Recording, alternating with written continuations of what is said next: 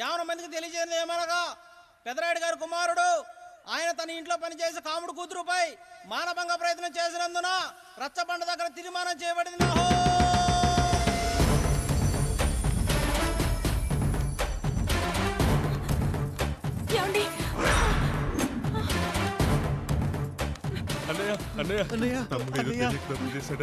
మన కుటుంబ గౌరవం నీ చేతిలో ఉంది, దయచేసి.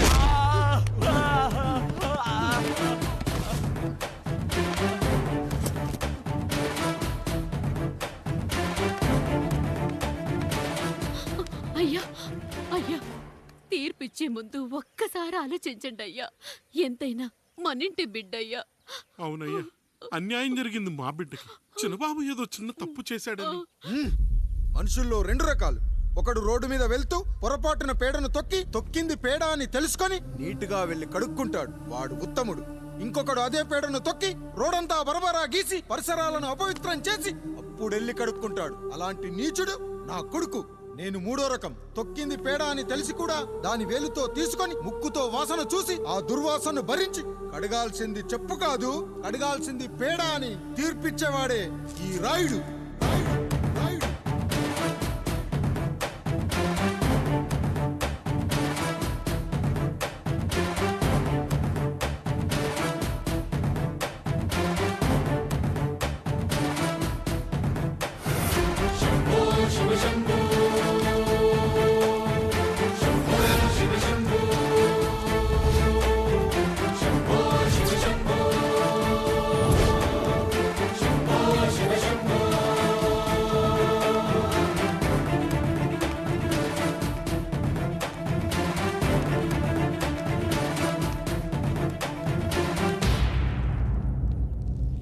అయ్యా, మీ కుటుంబానికి ఈ పరిస్థితి వస్తుందని అస్సలు ఊహించలేదయ్యా. పచ్చటి పుచ్చకాయలో పుచ్చుంటుందేమో గాని పచ్చని మీ సంసారంలో ఇలా మీ తమ్ముడు గారు కొన్ని తరాలుగా మా వంశం ఈ ఊరిని పరిపాలిస్తుంది. మా వంశానికి స్త్రీలంటే ఎంత గౌరవమో తెలుసా? ఆడవాళ్ళు వంటింటి కుందేళ్లు కాకూడదని మా ముత్తాత గారు పెళ్లి కూడా చేసుకోలేదు. మా తండ్రి గారు పాపారాయుడు ఎవడో ఒకడు ఒక స్త్రీని మోసం చేసి కడుపు చేస్తే ఆ కథ విని ఆ పుట్టిన పిల్లాన్ని ఆ మోసగాడికి ఇచ్చేసి ఆమెను పెళ్లి చేసుకుని ఆమెకు కొత్త జీవితాన్ని ఇచ్చాడు. నేను కూడా నా వంతు సహాయంగా కొంతమంది స్త్రీమూర్తులను పెళ్లి చేసుకుని వాళ్లకు జీవితాన్ని ఇవ్వాలనుకున్నా. అలాంటిది నా వంశంలో ఇలాంటి చీడ పురుగు పుట్టాడు. నా తమ్ముళ్లాంటి కాముడు మా పనోడు వాడి కూతురుపై అత్యాచారం చేయబోయాడు. ఒక్కసారి నీ చెప్పేది వినండి. నీచుడా, ఈ రాయుడిచ్చే తీర్పును ఆపే శక్తి ఎవరికీ లేదు.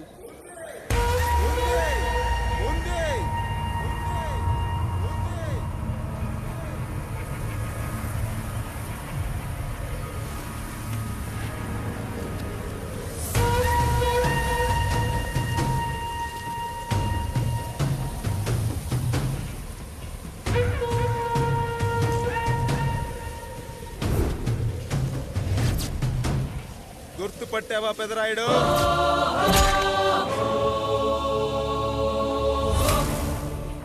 నా తండ్రిని చంపిన నీ తండ్రిని చంపా. ఇప్పుడు ఆయన కొడుకుగా నీ అంతు చూడటానికి వచ్చాను.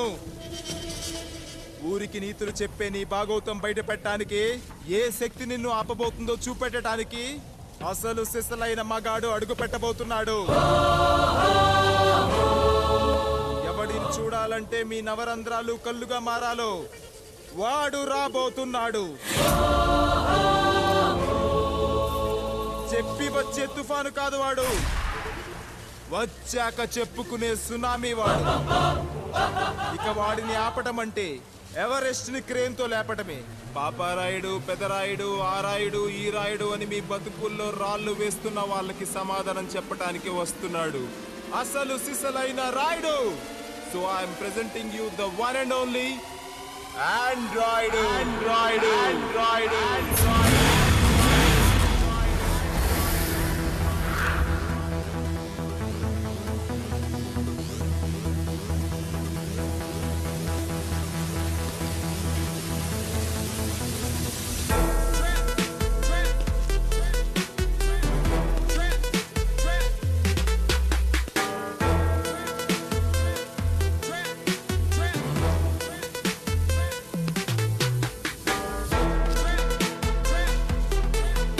ఆండ్రాయిడ్.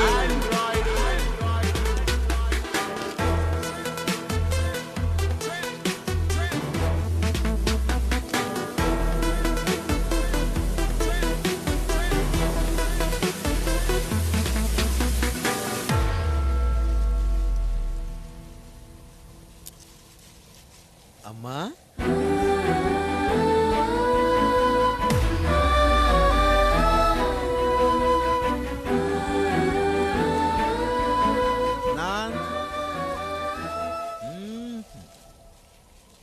నాన్న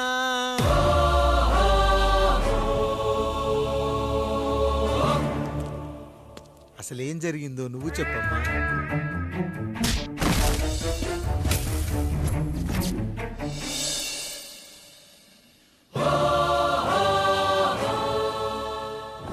ఏరా పెదరాయుడు త్రికాలాత్రక ఓరి ఓరోరి ఆపరాని ఉన్మత్త గార్తాబారవాలు ఎంత మర్వెత్తించినను మరపునకు రాక హృదయశావిల్యమానములైన నీ మదోన్మాద అపరాధం నా మనోవితలమును రయ్యలు చేయుచున్నవే. అహో క్షీర వారాసి జనతారక సుధాకర కొనిదెల నందమూరి అక్కినేని గట్టవనేని మంచు దగ్గుపాటి వంశ సముత్పన్న మహోత్తమ మహా నట పరిపాలిత చిత్ర సామ్రాజ్యమున నూతన వారసుడనై నిజభుజ వీర్య ప్రకంపిత చతుర్దశ భువన సూర్యవరణిలకు భ్రాతా సమానులైన చతుష్టి పితృవులకు అనుజుడనై సింహపురి తీరమున జన్మించి భరతఖండమున సకల జనులచే పరమ పావనిగా కీర్తింపబడుతున్న మహోత్తమ మహిళ ఈ పతివ్రత పండునకు పుత్రుడనై మానధనుడనై మనగడ సాగించు నన్ను చూసి ఈ విశ్వమంతయు ప్రసుడట ప్రచుడట అని పగులబడిన ఊటయా అనాదాని అవహేళన చేయుటయా.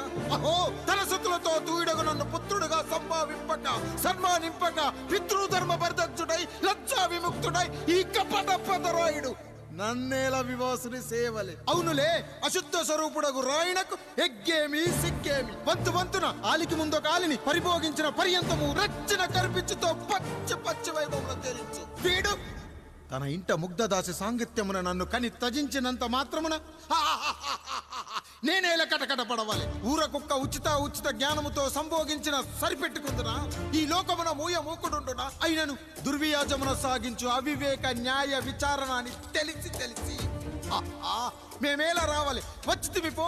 విచక్షణాపేతమై సర్వత్ర కామ కలాపాలు సాగించి ఈ శునకమ్ము ఇచ్చట ధర్మ విధేతగా ఏలా ఉండవలే. ఉండినాడు పో. వృక్షమునకు వస్తము కట్టిన విదుక్షాపేక్ష కలిగి తన పరభేదములను మర్చి విచక్షణ రాహిత్యముతో అట్ట సంభోగమునకు పాల్పడు ఈ త్రాపి ఉన్న చోట మా మాతృమూర్తి ఏలా ఉండవాలి. ఉండినది పో. సజీవ భూచర మేష గోప సారూప్య మానవ సంచారిక విధానమున కాలవాలమగు ఈ గ్రామమున మేమేలా కాలు మోపవాలి. మోపితిమి పో. సకల రాజాను కోటీర కోటి సంక్షిప్త రత్నం ప్రభ నీరాజితంబగు మా పాద బద్ధంబులేల అపభ్రమణం చెందవాలి. ప్రతీకారేచ్ఛతో గ్రామమున పాదం మోపిన మమ్మలను ఈ గ్రామ సింహముతో సమరూపిణి అని అనుమానించి అసలితని జన్మరహస్యమేమన్నా జుగుప్సాభావంతో ఈ జనుల కల్లేలా చూడవాలి, నోరేలా వాగవాలి, చెవులేలా వినవాలి. ఆ విధి హతవిధి ఆ జన్మ శత్రుయేనని అనుమానించుచునే అరుదించిన మమ్మ అవమాన బడబానా జ్వాలలు దగ్ధమునర్చుచున్నవమ్మా. విముకుని సుముకుని చేసి మమితకు విజయము చేయించిన నీ విజ్ఞాన విశేష విధాదిత్యములు ఏమైనవి తల్లి. రాయుడు కృతావమాన మానసుడనై మానాదిమాన వర్ధితుడనై మర్యాదాపూర్వకముగా అనుటయా లేక ఈ నా జన్మకారకుడైన ఈ నిరక్షర కుక్షుని క్షమించి వదిలేయుట ఇచ్చే కామాంధ వృద్ధులపై పగ సాధించలేమన్న మహోపేక్ష మా పైన వేరొకటియా. ఇప్పుడు ఏది కర్తవ్యం మనుటయ్యా వీడందు చూసుటయ్యా. రాయుడు నీకు క్షమాభిక్ష పెట్టుటకు మా అంతర్కరణం అంగీకరించుటలేదే. ఈనాయందు ప్రవహించు రుధిరము నీదే కదా, నీదే అని విర్రవీగుతున్న ఈ జనం ధనం భోగ వ్యోగం నీ నుంచి అపక్రమించి నిన్ను వివస్థలో గావించి మార్గ పదమధ్యమున సంసర్గముగ్ధుడ గావించదను. Pedarayudu time is over and right time starts now.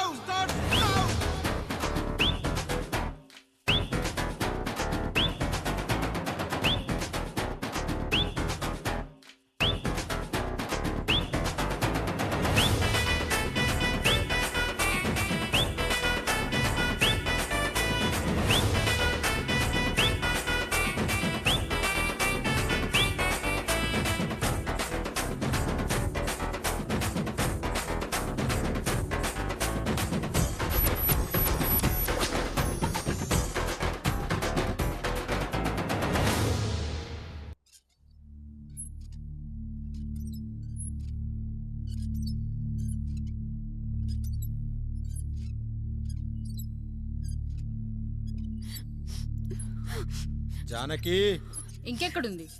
అక్క వెళ్ళిపోయిందండి. పాలక పాలేరుతో అండి.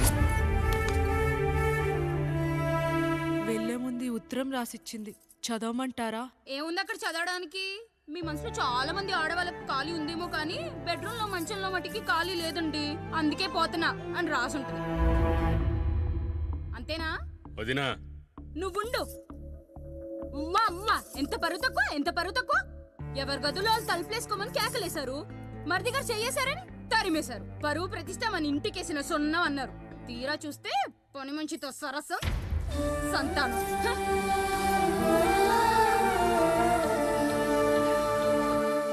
పని చేయించుకొని డబ్బులు ఇవ్వాలి గాని బిడ్డల్నిస్తారని నేనెక్కడా వినలేదమ్మా ఈ చోద్యం. ఇంక మీరు ఆపుతారా? మీరేంట్రా ఏం మాట్లాడరు? ఏం మాట్లాడాలమ్మా? తమ్ముడు తప్పు చేశాడని పట్టుకుని కొట్టారు. అదే తప్పు ఆయన గారు చేస్తే మాత్రం ఆయన ఒక్క మాట కూడా అనకూడదా? అంటే అమ్మా, రేపు ఎప్పుడైనా మాకు కూడా ఇంకో ఫ్యామిలీ పెట్టుకోవాలని కోరిక కలిగినప్పుడు అప్పుడు నువ్వు చేసిన పనే మేము చేసావు నాన్న అని చెప్పడానికైనా ఇప్పుడు మాట్లాడాలి కదమ్మా. కావాలనుకున్నప్పుడల్లా అమ్మని తెచ్చుకున్న ఆయనకి తమ్ముడికో ఆడతోడు కావాలని తెలీదా? రోజు బట్టలపి స్నానం చేస్తాడు కదా. తమ్ముడు బాగా ఎదిగాడని అర్థం కాలేదా?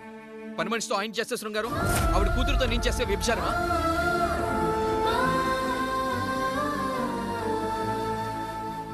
మాట్లాడవేంట్రా కాముడు? నువ్వు కూడా నా చొక్కా పట్టుకొని అడగరా? బాబుగారు అడగరా? అడుగు. నా భార్యకు పుట్టిన బిడ్డ నీ పోలికలతో పుట్టాడు, ఏం చేసావని అడగరా? బాబుగారు అడుగు. ఏమడగమంటారు బాబుగారు? నాకు మీ తమ్ముళ్ళకున్నంత జ్ఞానం లేదు. మా ఇంట్లో ఉండేది నలుగురు, కానీ బాత్రూంలో ఉండేది సబ్బు బిళ్ళ ఒక్కటే. నేను స్నానం చేసిన తర్వాత నా భార్య కూడా ఆ సబ్బుతోనే స్నానం చేస్తుంది. నా భార్య ముట్టుకుందని సబ్బు బిళ్ళ మీద కోపడతామా?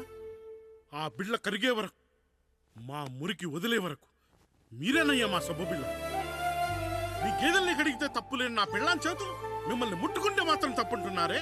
వీళ్ళ ఉద్దేశంలో మీరు పశువు కంటే హీనమనా? ఏమిటి అన్యాయం? నా వరకు ఆ బిడ్డ నా దేవుడిచ్చిన ప్రసాదం. అది పూజారి ఇచ్చాడా ఇంకోటిచ్చాడా నాకు అనవసరం. అయినా పూజారి పొంగలి పెట్టకపోతే దేవుడి మీద కోపం ఎందుకయ్యా? ఏమో, మా కోసం చెమట చిందించి పనిచేసే ఈ కాముడికి నేను చెమటోడ్చి ఒక బిడ్డను ప్రసాదిద్దామని మీరు అనుకున్నారేమో. ఇందులో కూడా నా మంచే కదయ్యా మీరు ఆశించారు.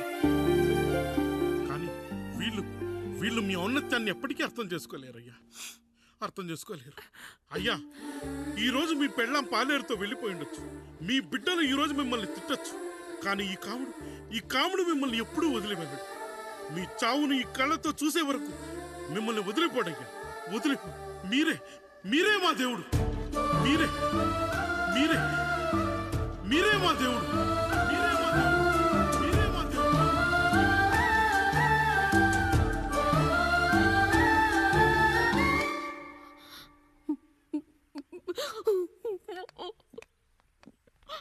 చిన్నయ్య కాఫీ.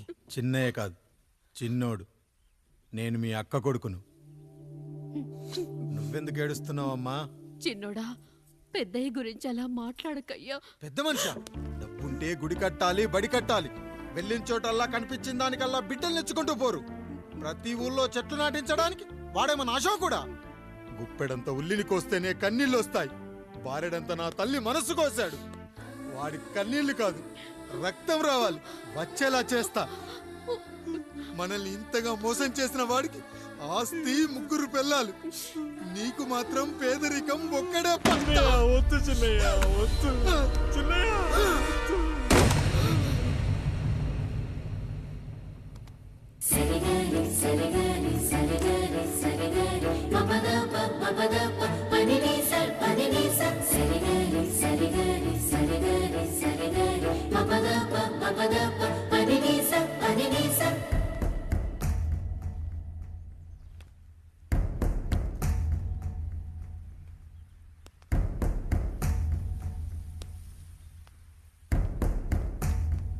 నాన్న, నాన్న. బాబుగారు, బాబుగారు కాదు నాన్న, నేను నీ బాబు నాన్న. మీరు మా పెద్దయ్య బిడ్డ కదయ్యా. కష్టపడి రైతు దుక్కి దున్ని కోత కోస్తే విత్తనాల ఫ్యాక్టరీ వాడొచ్చి ఈ పంట నాది అంటే ఒప్పుకుంటావా నానా? ఈ భూమి నీది, ఈ పంట నీది. నేను నీ బిడ్డను నానా, నీ బిడ్డను. కానీ ఆ రూపం, ఈ ముఖం ఒక్కడే వాడిది నాన్న. కింద బాడీ చూడు, ఇద్దరం ఒకేలా లేవు. నేను నీ బిడ్డను నాన్న. బాబు, నాన్న, బాబు, నాన్న, ఒక్కసారి నన్ను ఎత్తుకో నాన్న.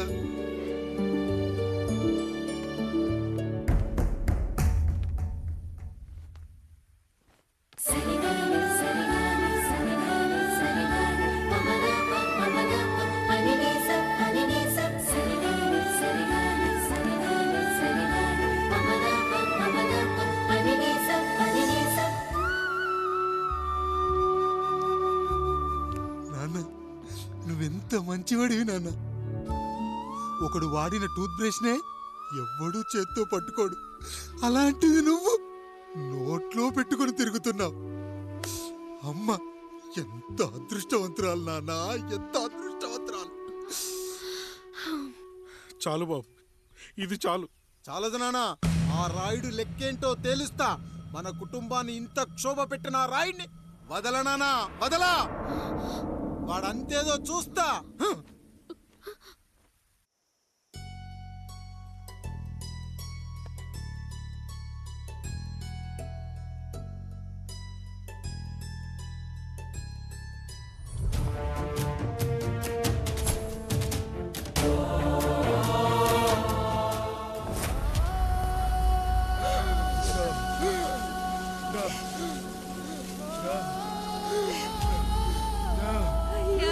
చూడండి అయ్యా, వీళ్ళని చూసాకైనా మీ మనసు కరెక్టే లేదా? తాగటానికి నీళ్లు లేక చావు బతుకుల మధ్య కొట్టు బిట్టాడుతున్నారయ్యా. పచ్చగా ఉండే ఈ ప్రాంతానికి ఏం దిష్టి తగిలిందో ఏమో. భూమిలోనే కాదు, మా కళ్ళల్లో కూడా నీరు ఇంకిపోయేలా చేశాడా దేవుడు. ఇకంతా మీ చేతుల్లోనే ఉందయ్యా. చూడమ్మా, వర్షాలు లేక కరువుతో రాష్ట్రం కష్టాన్ని కూడా అరువు తెచ్చుకుని బతుకుతుంది. నా కాళ్ళ మీద పడితే ఏమీ రాదు, పైనుండి వర్షం పడాలి. అయ్యా మినిస్టర్ గారు, మీరైనా ఏదో ఒకటి చెయ్యండి అయ్యా. నేనేం చేయనమ్మా, ఇక దేవుడే మిమ్మల్ని కాపాడాలి. ఎవడొస్తాడో మిమ్మల్ని కాపాడడానికి. ఎన్నాళ్ళు అడుగుతారా ఎవడొస్తాడు, ఎప్పుడొస్తాడు, ఎక్కడి నుంచి వస్తాడు అని? పేదవాడికి కష్టం వచ్చినప్పుడల్లా ఇదే మాట. 70 ఏళ్లుగా హీరో రావాల్సి వచ్చినప్పుడల్లా ఇదే మాట. ఇంకా ఎన్నెళ్ళు అడుగుతారా? ఎవడొస్తాడే మిమ్మల్ని కాపాడడానికని మీరు మమ్మల్ని అడగటం, వస్తాడ్రా అని మేము మీకు చెప్పడం. అయినా సరే మళ్ళీ మీకోసం ఇంకోసారి చెప్తున్నాను, వస్తాడు. ఆకాశాన్ని చింపుకుంటూ వస్తాడు, నేలను పగలగొట్టుకుంటూ వస్తాడు. ఎవడు? దేవుడు. దేవుడా? రాయికి వరమిచ్చిన రాముడు దేవుడైతే, ద్రౌపదికి చీరిచ్చిన కృష్ణుడు దేవుడైతే, ఈ ఊరికి ఆయనే దేవుడు. ఆ దేవుడికి ఇంకో పేరే రాయుడు. పాపా రాయుడు, పాపా రాయుడు.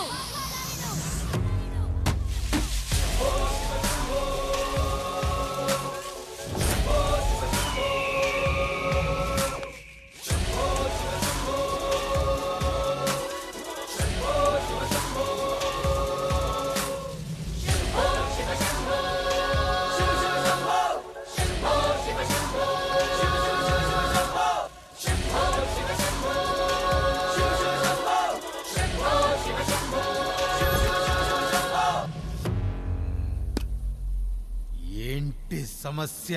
అయ్యా, ఊరికి కరువు వచ్చిందయ్యా. అదిగో ఆ నలుగురు దాహంతో చనిపోతున్నారయ్యా.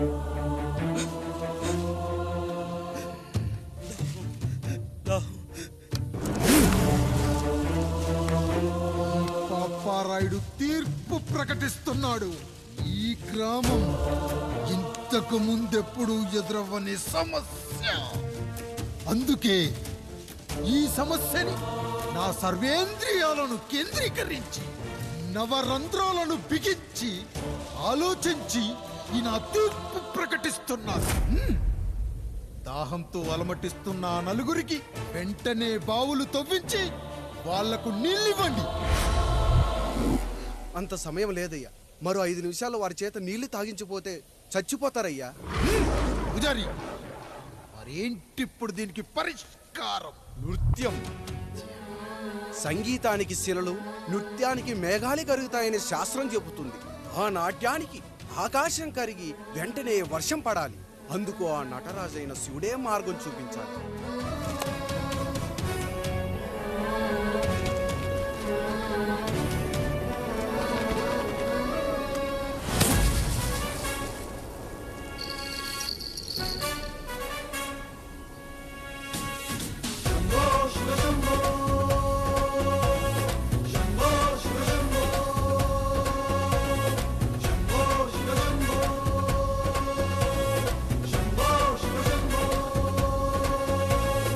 ఆకాశంలో మేఘాలన్నీ ఆవేశంతో ఏకం కాని ఊపిరి శబ్దం ఎదలో శంఖం పూరించే వేళ నెట్టూర్పుల్లో నిర్వేదాన్ని పడగాలుల్లో సందేశాన్ని పడగళ్ళయ్యే ఆహ్వానాన్ని పంపించే వేళ పాదమే ఆడే నాదం ఢమరుకమే కాదా ప్రాణమే చేసే గానం గంగకు గుడి కాదా గొంతులో దాహం దేహం దహించే వేళ నటరాజుగా రాజుని నేరుగా చూసిన నింగిక నేలకు నది కాదా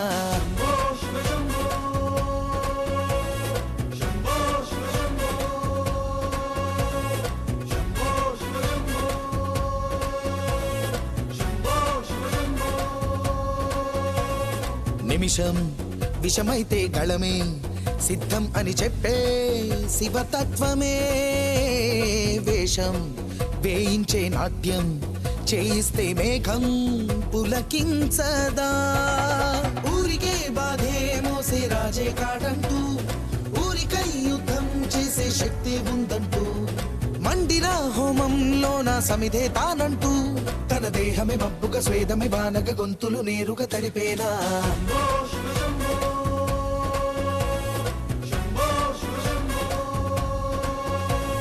బాధలో మండే గుండెకు నేనున్నానంటూ గొంతులో గరళం నేనే మోస్తాలే అంటూ అమృతం పంచే తీరు చూస్తూ ఊరంతా తన మాటని గీతగా చేతని లీలగా దేవుని తీరుగా కొలిచేలా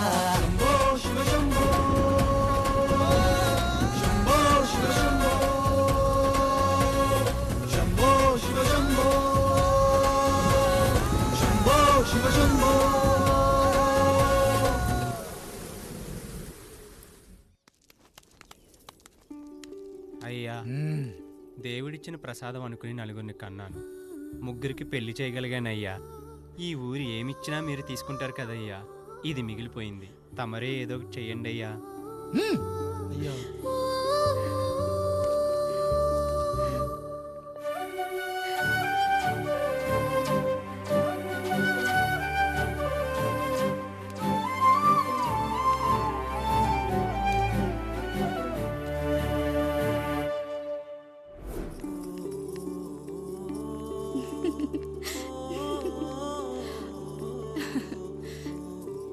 ఈ ఇల్లు ఆస్తి ఇంత గొప్ప భర్త పిల్లలు చాలా ఆనందంగా ఉందండి.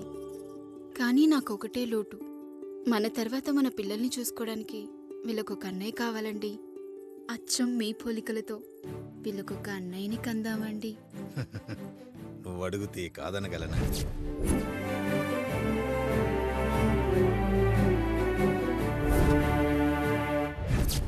నానా రాయుడెక్కడా? ఇప్పుడే వస్తున్నాను నాన్న.